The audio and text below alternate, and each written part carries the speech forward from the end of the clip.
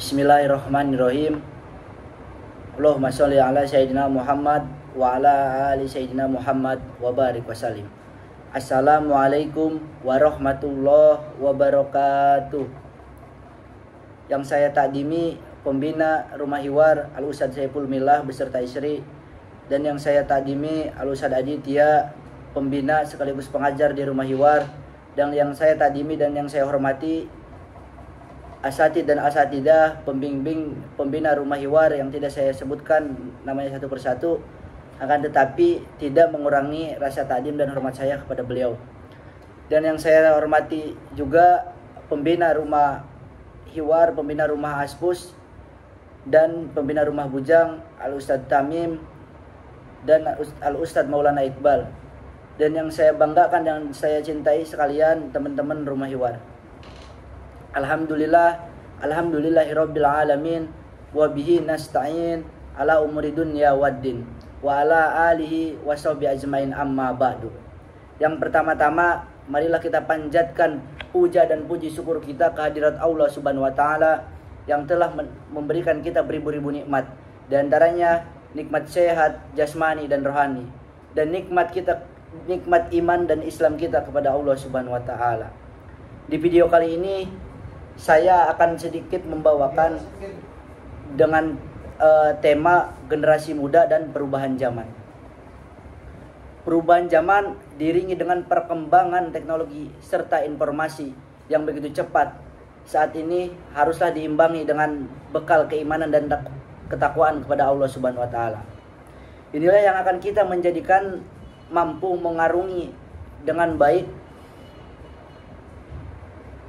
melalui maksimalisasi hal-hal positif yang muncul, sekaligus mampu menepis dampak-dampak negatif yang muncul akibat disrupsi yang terjadi di berbagai sektor kehidupan. Di sini saya pribadi mengingatkan kepada diri saya khususnya dan mengajak kepada teman-teman sekalian agar senantiasa memperbarui atau menguatkan ketakwaan kita kepada Allah Subhanahu wa taala, karena Allah Subhanahu wa taala berfirman dalam Qur'annya, Bismillahirrahmanirrahim, wa tajawwadu fa inna khairu jadi taqwa wattaquni ya ulil albab. Artinya berbekalah karena sesungguhnya sebaik-baik bekal dan adalah takwa. Bertakwalah kepadaku wahai orang-orang yang mempunyai akal sehat. Al-Baqarah 197. Perubahan zaman adalah sebuah keniscayaan. Perkembangan ilmu dan teknologi mampu menjadikan cepatnya perubahan peradaban. Jika dulu untuk memberi kabar pada orang lain harus mengirimi surat dan menunggu balasan selama berhari-hari, berminggu-minggu, bahkan berbulan-bulan, saat ini dalam hitungan detik hal itu sudah bisa kita lakukan. Jika dulu informasi hanya dimiliki oleh segelintir orang, saat ini semua orang bisa mengakses informasi kapanpun dan dimanapun. Dunia seolah-olah sudah ada dalam genggaman. Apapun yang kita inginkan bisa difasilitasi oleh berbagai perangkat hasil dari perkembangan ilmu pengetahuan dan inovasi teknologi seperti melalui internet.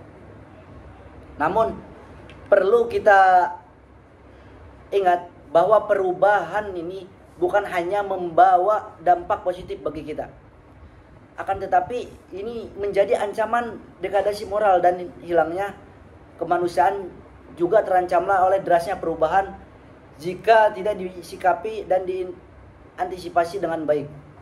Teknologi diibaratkan pisau yang bisa memberi manfaat besar jika dipegang dan digunakan oleh koki atau tukang masak.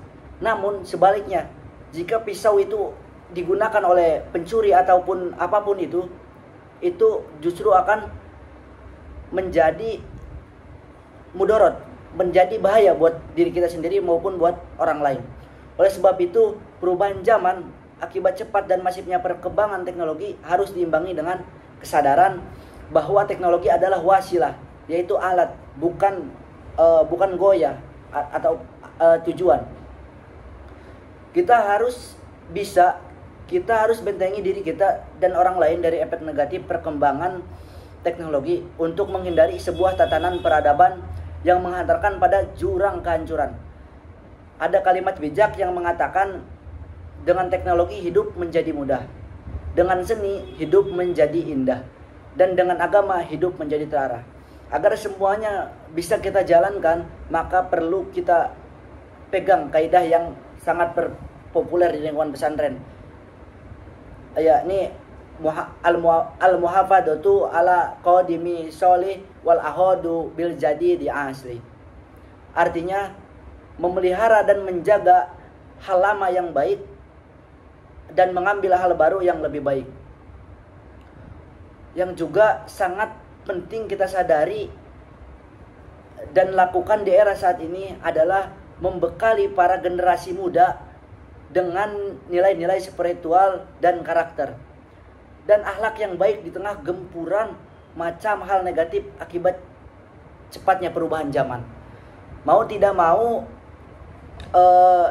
mau, jika mereka tidak dibekali dengan karakter mulia sejak dini, maka bisa jadi mereka akan tersesat dan tergerus oleh arus negatif perubahan zaman.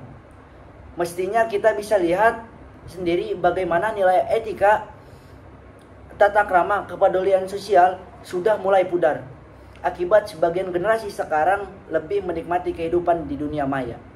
Mereka betah untuk tidak bersosialisasi di dunia maya. Secara tidak langsung mereka menjauhkan yang dekat dan mendekatkan yang jauh, sehingga tidak peduli dengan orang-orang di sekitarnya.